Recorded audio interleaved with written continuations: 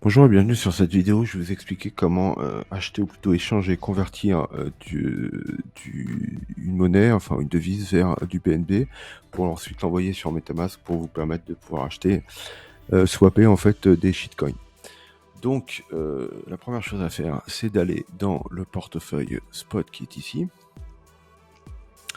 Donc là, je vous ai montré dans les vidéos précédentes comment transférer des fonds sur Binance via le système peer-to-peer, P2P.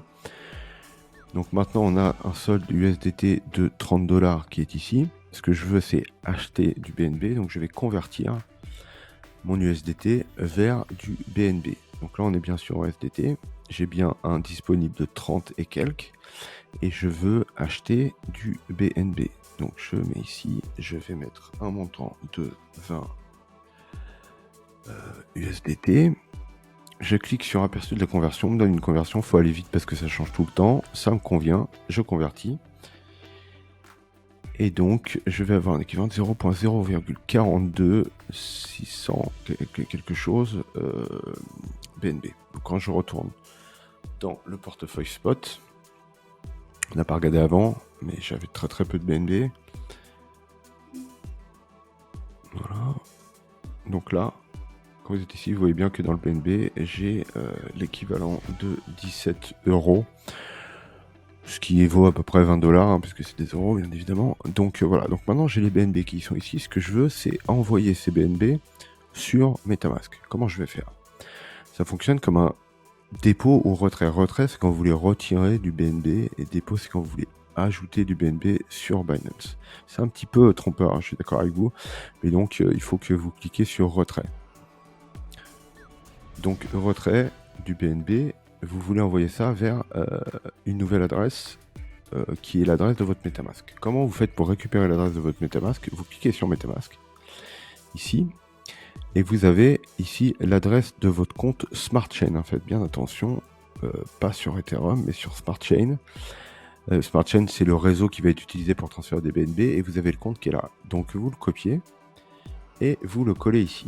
Il se trouve que vous avez la possibilité de l'enregistrer dans le carnet d'adresse. Si par exemple je le colle ici, donc elle a été automatiquement apparitée parce qu'elle existe déjà en fait dans mon carnet d'adresse. Si vous allez ici, vous allez voir que mon MetaMask, l'adresse de mon MetaMask est bien ici. Voilà. Donc je reviens ici, ou plutôt ici, je sélectionne cette adresse-là. Oui, j'ai vérifié.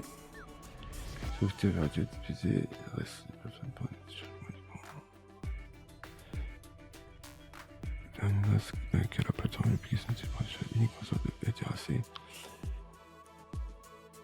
Voilà, donc il faut que vous indiquiez que vous avez bien compris que vous alliez perdre votre argent si vous envoyez des fonds sur un réseau qui n'est pas le réseau Binance Smart Chain.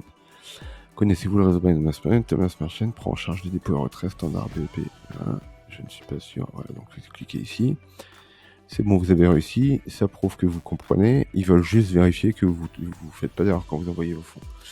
Donc là, ensuite, je vais transférer donc mon solde de BNB est de 0,042. Je vais transférer 0,040. Donc 0.040. Donc voilà, avec les frais, sans les frais plutôt, enfin avec les frais, ça fera un solde de ça. Donc je vais cliquer sur retrait et sélectionner comme réseau de transfert pour le plateforme supporter réseau, confirmer. Donc là, on confirme bien que ça envoie bien. Donc là, il faut juste garder, c'est encore des avertissements de risque et tout, etc. C'est vraiment garder à l'esprit qu'ils font ça, car il y a des personnes qui... donc là, il y a beaucoup de choses, hein, ça a encore changé. Ils veulent juste être sûrs que vous avez bien compris que vos transferts allaient être effectués sur la Binance Smart Chain et que vous ne les envoyez pas sur le réseau Ethereum. Donc là, il se trouve que moi, mon...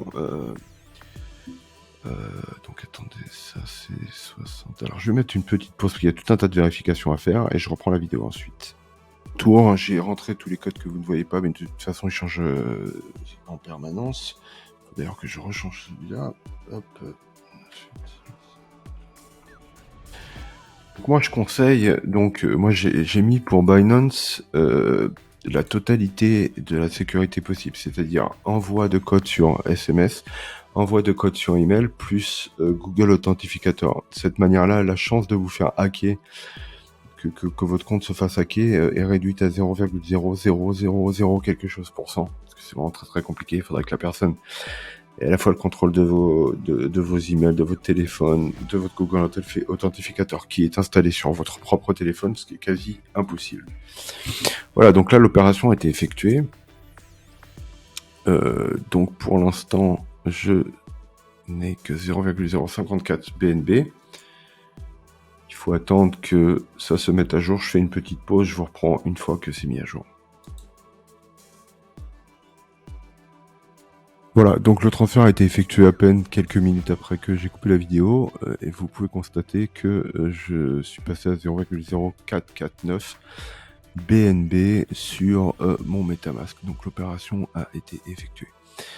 Voilà, donc je vais faire plusieurs autres vidéos sur l'utilisation d'autres wallets, l'utilisation d'autres plateformes comme Kraken. N'hésitez pas à me laisser des commentaires si vous avez des questions ou si vous avez des suggestions de vidéos. L'idée est de faire des vidéos de moins de 5 minutes si possible pour expliquer des sujets qui sont pas vraiment complexes mais qui peuvent être problématiques pour certaines personnes au début. Voilà, bonne journée, bonne soirée.